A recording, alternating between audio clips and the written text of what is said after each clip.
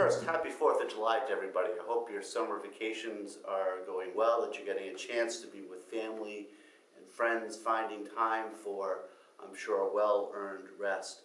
But I also hope you take some time to reflect and appreciate the freedoms and liberties we enjoy in the United States of America. That's part of our reason for celebrating, not only on the 4th of July, but indeed the week and weeks surrounding this great holiday in our nation.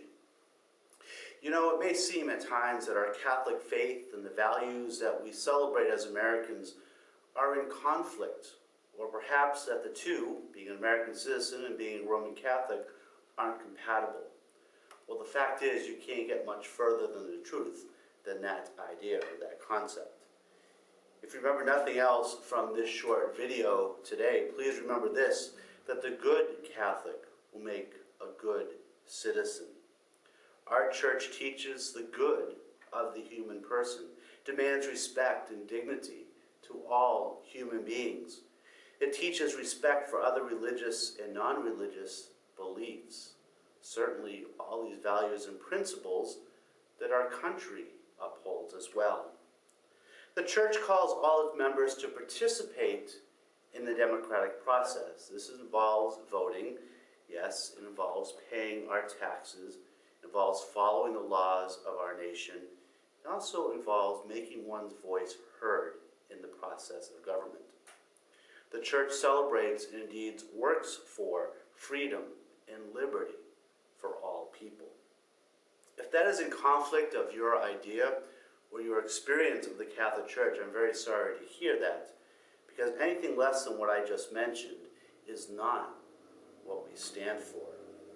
Historically, a complaint against Catholics in America is that we are told what to think and believe by the Pope. And this, too, is not true.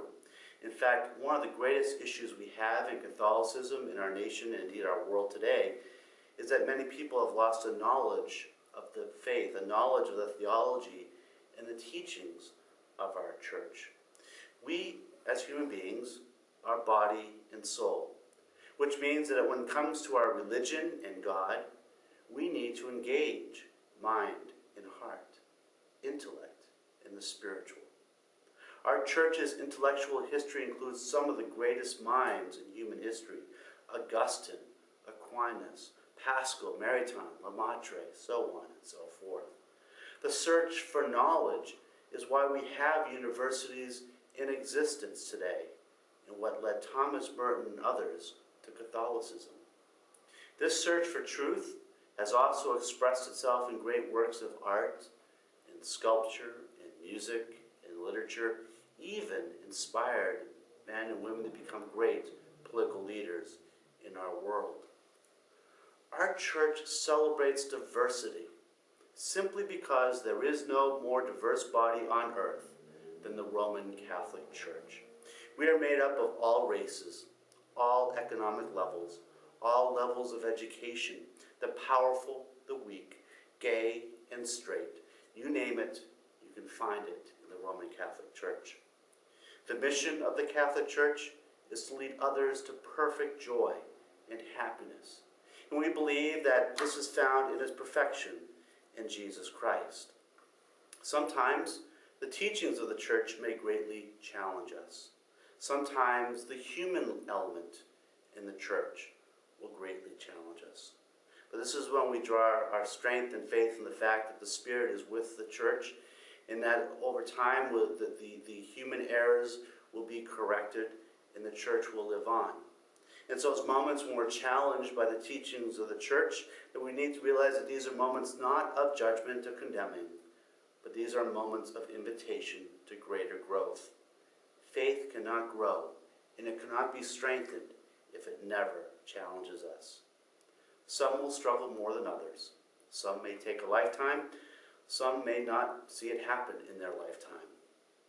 But we need to persevere and persist in that mission, and persist in the invitation, and persist in our prayers for those who struggle to know, that they may continue in that journey of faith and knowledge.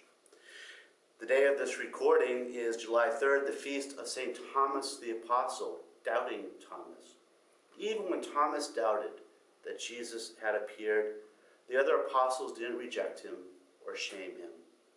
They didn't throw him out because you can't be Catholic and not believe in the resurrection. He remained with the group because the rest of the apostles knew the power of Christ and the power of the resurrection.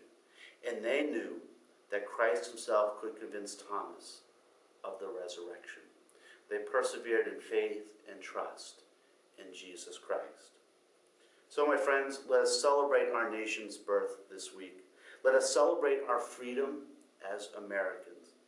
And let us continue to work to build up our nation as a city upon the hill, where truth and goodness and respect are a way of life for all.